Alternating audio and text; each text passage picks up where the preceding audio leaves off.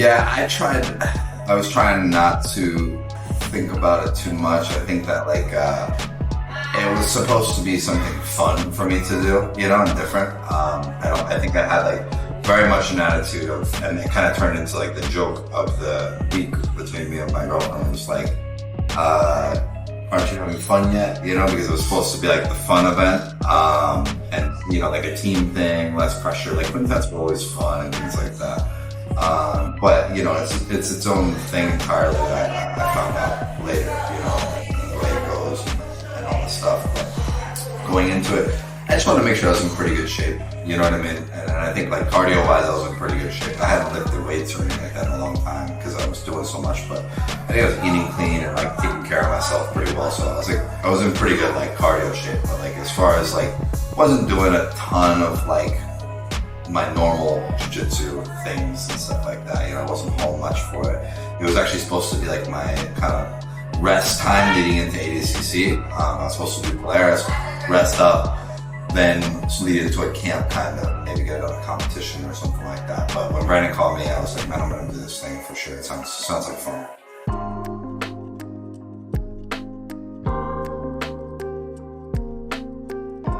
Yeah, I would say that pressure is always going to be kind of present, no matter what. Especially when you're something I'm navigating a little bit is having a little bit more pressure, because as you get a little bit better, you get some wins under your belt that are important and things like that. We have some accolades. I don't have a ton, but it starts to build a little bit of pressure inside of you, and you have to kind of deal with that in different ways and things like that. Especially when you're it would be different me going into ADCC. I wouldn't have a ton of pressure, because everybody else is the same level or better. But going into a PGF, there's 20 guys and maybe 4 or 5 guys are around, done the same things that you have in the sport. And then you got 15 guys that you're supposed to just kill, I guess, and, when that happens, it's there is added element of pressure and things like that. But also confidence comes from preparation, it comes from strategy, it comes from your training, it comes from all these different things. And when I'm going into something kind of blind, and my preparation was a little funky, and just different things like that, it adds another element of nerves and pressure and frustration too, because that first day was frustrating, trying to figure out what was going on, and what I was walking into too, I didn't know Nathan Hodad was going to be such a beast, you know what I mean, my first match. So I'm just going to pull guard, kind of feel things out and stuff like that. You quickly learn 6 minutes is very fast. Nathan's super fucking good, and maybe that wasn't the right game plan, and then second match, it wasn't I had an easy first day, and I didn't know that going into it, because Nathan ended up being really good, was putting a ton of people in bad positions and stuff like that, and then I had Jet second match, who wound up being kind of one of the stars of the whole show, and he was sticking his hands in my mouth and smothering me and stuff, and that was kind of super frustrating too and hard to deal with and kind of figure out 6 minutes, what am I doing here? So it was a really frustrating first day.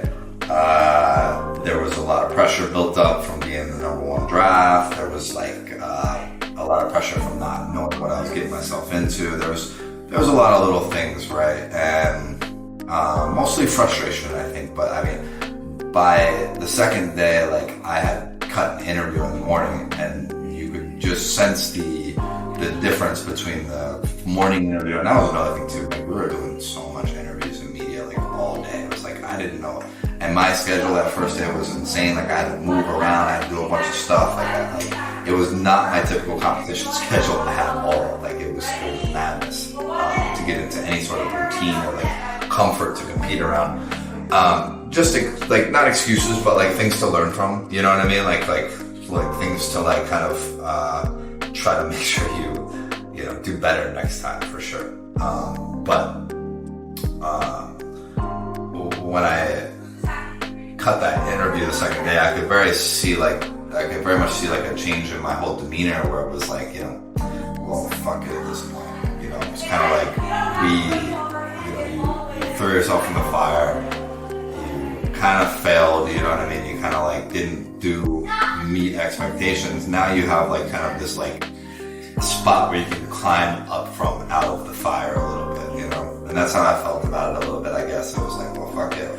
I don't really know what I'm doing here. I don't really know what my strategy is, but like, let's go figure it out. That was kind of the idea in my head. And like, I think as time went on, I started to figure out like, well, you know, like trying to pass somebody's guard for 6 minutes or like wrestle with guys, stuff like that wasn't like a great game plan. So like, let's just like throw a wrench into everything. Let's keep playing guard. Let's keep just going for leg locks from top, like whatever it is. Let's just kind of like grapple how I used to grapple, which would be like just no game plan, you know, just trust in the instincts and go out there and just move around with these guys and see what we can get to. And, you know, that's what I ended up doing. It wasn't, obviously it wasn't enough and it wasn't good enough, but it was cool for me because it was something different and it was, it was a new way to look at things and it was fun.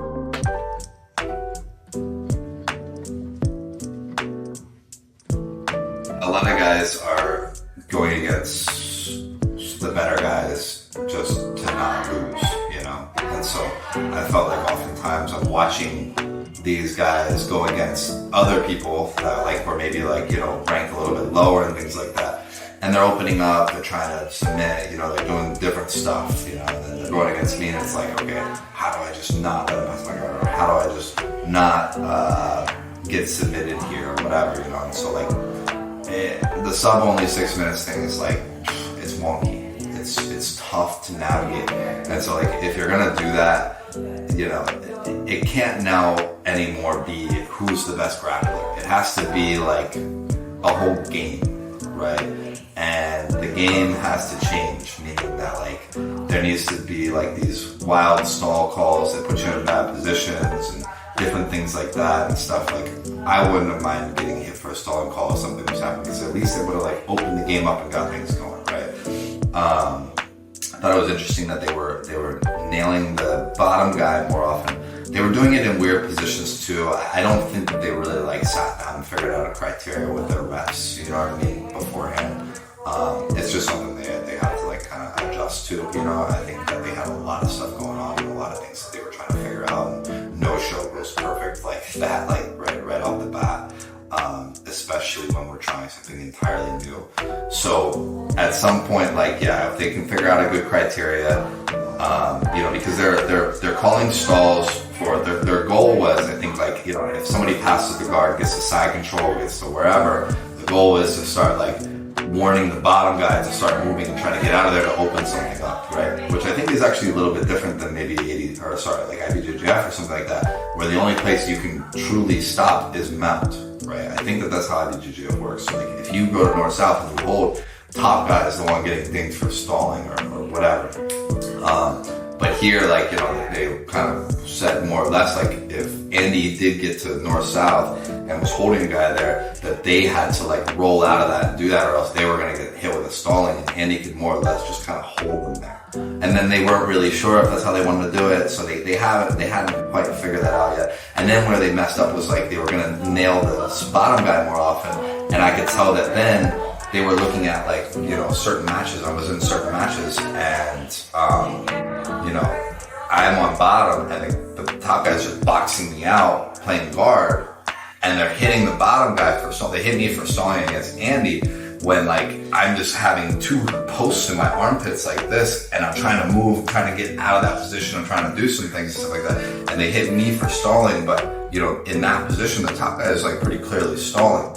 So, or you know, like if we had to pick someone that was stalling, I would say. So, you know, I understand that once you pass the guard thing, the from guard thing, like you have to look at who's making the initiation or who's boxing who out. You know what I mean? Like if I was on bottom and I just had like, you know, some kind of like keymaster position, just like, you know, just like this, blocking and framing the whole time and not initiating anything, then on bottom, that would be the bottom guy, probably more likely stalling.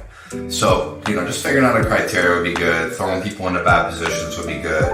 And then, like, who cares? It's not like you're going into this now, like, this is now like your world championship. You know what I mean? Like, this is more like, cool, let's go do this crazy kind of rule set that's a little bit different and try to win some money, try to get some highlights, do something fun.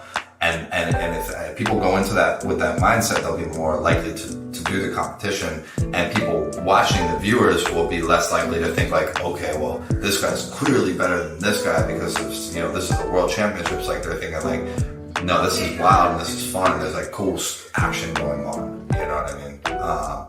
And so, and like, yeah, you're just gonna have bad matches when you're having 15 matches. The grandmasters in chess, like, the best guys lose games. They don't lose matches typically, like they tend to win in the end, but they lose games, and so, and these are guys that are like basically thought of as unstoppable, like way better grandmasters than everybody else. So, and that's good for the sport, I think.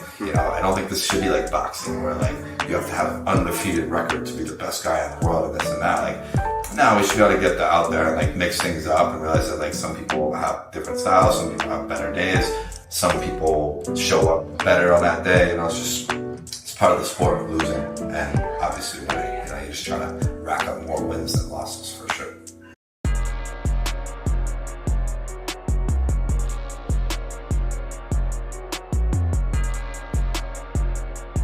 It's not weird for me, personally. I see others like struggling with this and things like that, especially if they came from like a striking MMA background or something like that. It's a little bit different for them. For me personally, like, I mean, I would like train all summer in different parts of the year with people in wrestling that I would then go against on their high school or whatever later. Like it wasn't that weird for me. It's not that weird for me. It's all a part of the sport. It's not personal.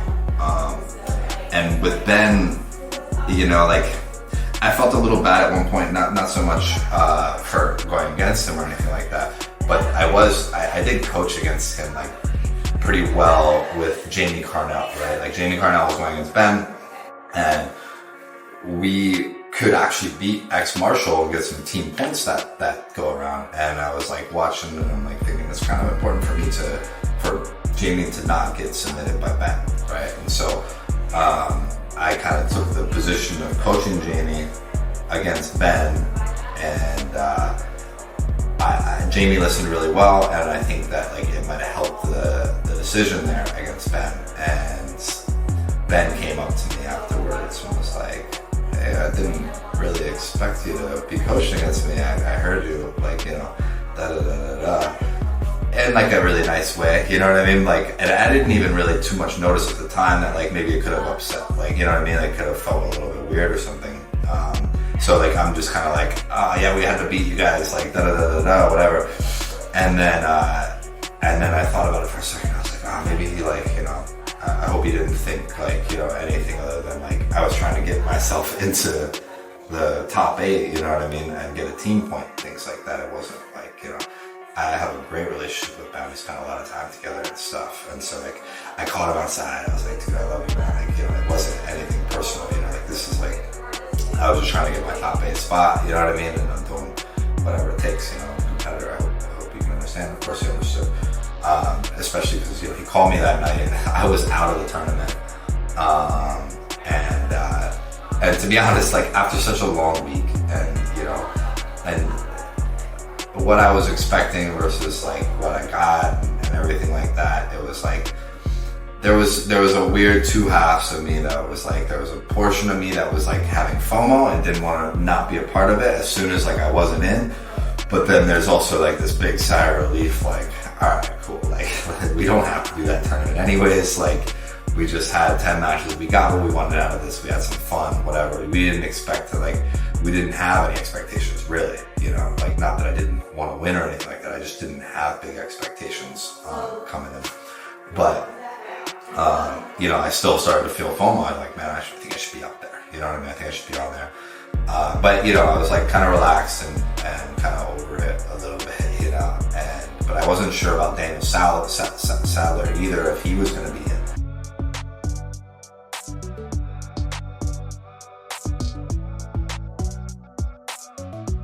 I tried my best to, you know, it's such a long week. I think I had already 11 matches probably, or 12 matches or something like that.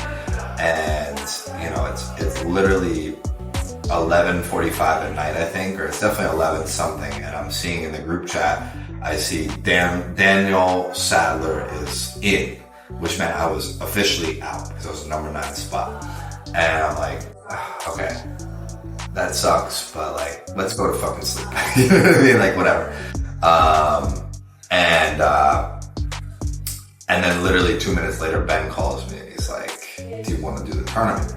And I was like, what do you mean? And he was like, I'm thinking about, I'll pull out, you know?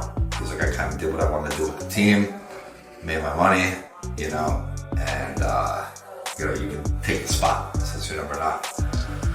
And I'm not gonna say no, you know what I mean? Like, I'm a competitor. I'm not gonna say no, even if I'm like in my feels, even if my body hurts. Like, it's just not what I do. You know what I mean? When I sign, like, you know, it's not in me too much. Maybe it should be, but I agreed to do it, and that was cool. But Ben to kind of do that math, you know, and yeah, so cool. But yeah, didn't manage to hype myself up too much, you know. It was like, well, we're doing it again. And, you know, I felt okay going the next day.